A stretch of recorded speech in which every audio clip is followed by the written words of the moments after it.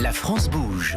Raphaël Duchemin. Et Raphaël, c'est l'heure de l'entreprise qui va bien dans la France bouge. Et cette entreprise, je suis certaine que vous la connaissez, car une rose sur 5 vendue en France vient de chez elle. C'est Meillan. Bonjour Mathias Meillan. Bonjour. Merci d'être avec nous sur Europe 1. Ça fait 6 générations que chez vous, dans votre famille, on fait de la rose? Oui, c'est ça. Ça fait 6 générations. On a commencé en 1850 à Lyon, en fait, au parc de la Tête d'Or. Mon arrière-grand-père a commencé à s'intéresser à ce qu'était l'hybridation. Donc il a fait des créations variétales. Et puis son gendre s'est dit, tiens, ça serait une bonne idée de vendre ces créations, donc de les multiplier, de les vendre. Et ça a commencé comme ça. C'est comme ça que démarre l'histoire de la maison Meillan, qui a subi aussi des changements au fil du temps. Elle a traversé, elle aussi, l'histoire de la France et l'histoire des guerres. Vous avez bougé d'ailleurs après la Seconde Guerre mondiale? On a énormément bougé en fait, puisque les centres-villes devenaient de plus en plus grands. Donc forcément, on est parti de Lyon, on est descendu sur la Côte d'Azur, puisque c'était l'endroit où il y avait le plus de roses de fleurs coupées, qui était un nouveau métier en fait. Et puis ensuite, on s'est mis dans le Var pour le centre de recherche, puisqu'on avait énormément d'espace. Et ça nous permettait de tester nos roses dans des conditions climatiques et de sol un peu spéciales. Pourquoi la rose et pas une autre fleur? C'est une bonne question. Alors, je n'en sais strictement rien, mais je sais qu'à Lyon, à cette époque-là, en 1850, la rose, c'était vraiment explosif. On avait reçu la collection de l'impératrice à Lyon, et donc il y a eu une explosion de travail sur la création variétale. Il y a les plus grands qui ont travaillé, qui ont collaboré avec vous, qui vous ont inspiré aussi. Vos roses ont des noms, je pense à Jeanne Moreau par exemple. Jeanne Moreau, c'est un des plus beaux noms et on est vraiment très très heureux de lui avoir offert cette rose blanche avec un parfum exceptionnel. Il y a eu Paris-Yves Saint-Laurent, il y a eu Pierre Cardin, il y a beaucoup de noms, Princesse Charlène de Monaco.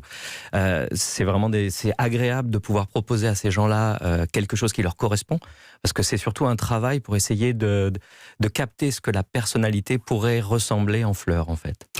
Quand est-ce que l'entreprise sort de France et commence véritablement à se faire une renommée au niveau international? On est dans les années 50, 58? Alors c'est un peu avant en fait. Le contrat avec les États-Unis date de 1935. Et aujourd'hui, on est toujours sur le même contrat basé depuis 1935. C'est mon grand-père qui était tout jeune. L'Américain vient... Francis, c'est ça? Francis. Il vient en France et trouve que les créations sont intéressantes. Lui demande d'apprendre l'anglais, de venir aux États-Unis l'année suivante et de signer un contrat avec lui. Et c'est comme ça que les roses partent pour les États-Unis. Aujourd'hui, vous êtes dans 65 pays? 65 pays, en fait. Tous les pays qui sont membres de l'UPOV, de l'Union nationale pour la protection des obtentions végétales, tous ces pays-là, on peut travailler. Puis ensuite, on travaille dans certains pays avec des gentleman agreements. Donc, on travaille avec des gens qui ont envie de proposer des nouvelles variétés. On leur envoie le matériel, ils les développent sur leur pays. Qu'est-ce qui fait la spécificité de la rose Meillan? Alors, la spécificité de la rose, déjà, techniquement, c'est la fleur préférée de tout le monde. Dans le monde entier, elle est préférée. 4 milliards de roses vendues, c'est ça? À peu près, oui. Oui, et puis il y a des pays où c'est vraiment impressionnant le nombre de roses qui sont consommées et le nombre de plantes qui sont achetées aussi.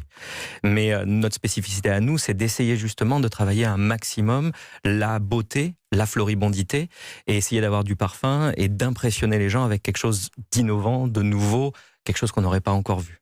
Vous avez créé également un label qui est une sorte de gage de qualité? C'est le label rouge. Le label rouge, c'est pas nous qui l'avons créé, c'est tous les producteurs français qui se sont mis ensemble avec les autorités pour créer un label où il y a une rose de qualité. Alors c'est pas une fleur, c'est une plante qu'on va planter dans son jardin et qui va donner des performances assez exceptionnelles. Donc c'est pour remotiver le marché, puisqu'en France le marché de la rose est plutôt en baisse.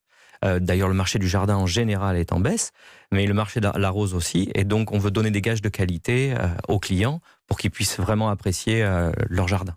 C'est en baisse en France. En revanche, ça marche très fort, je crois, en Chine. Vous vous occupez, vous, justement, plus particulièrement du marché chinois. Alors, oui. Pourquoi? Il y a une signification particulière? Parce que c'est nouveau pour eux. Donc la clientèle en France, en vente à distance, on va dire, donc le client de base qui vient acheter des rosiers, il sera entre 50 et 65 ans. En Chine, aujourd'hui, c'est 30-35. Donc c'est une énorme différence. Les Chinois essaient de rattraper en fait ce qu'ils n'ont jamais eu, c'est-à-dire cette middle class qui n'ont pas eu, et ils essayent en fait d'atteindre des schémas qu'on leur a présentés en Europe. Par exemple, avoir un petit jardin très bien tenu à l'anglaise, avoir la voiture qui va bien, tout ça. Catherine, notre coach.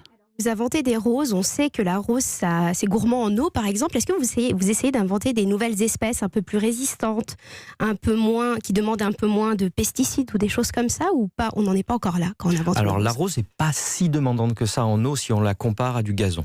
D'accord. Voilà. Mais par exemple, oui, une rose, forcément, pour avoir des fleurs, on va avoir besoin d'eau. Oui, on travaille énormément à avoir le minimum d'intrants sur nos rosiers. On travaille depuis les années 80 au zéro phyto. Donc on était très contents quand la loi est passée en France, puisque nous, on était déjà largement prêts à proposer des rosiers qui se travaillent en zéro phyto. On avait fait aussi tout le tour du périph' de Paris en rosier zéro phyto, en fait, à l'époque. Et ça s'est pas vu, puisque à l'époque, personne, ça n'intéressait personne en tant que tel. Combien de variétés créées chaque année chez Meillan? Alors, on crée entre 100 000 et 200 000 nouvelles variétés chaque année. Au bout de 10 ans, on n'aura qu'une dizaine qui arriveront au commerce. Et la suite, c'est toujours dans la famille? Alors, mes 2 enfants qui sont assez jeunes, qui ont entre 9 et 7 ans, sont assez intéressés par les rosiers. Pour l'instant. Pour l'instant. Normalement, ils devraient ne plus s'y intéresser du tout dans quelques années. Comme vous? Exactement comme moi. Et puis ensuite, ils devraient y revenir tout doucement, sans que personne les force. Pour écrire la 7e génération. On espère bien, oui. C'est l'entreprise qui va bien, c'est Meillan. Merci d'être venu nous la présenter aujourd'hui. Merci à Catherine Testa qui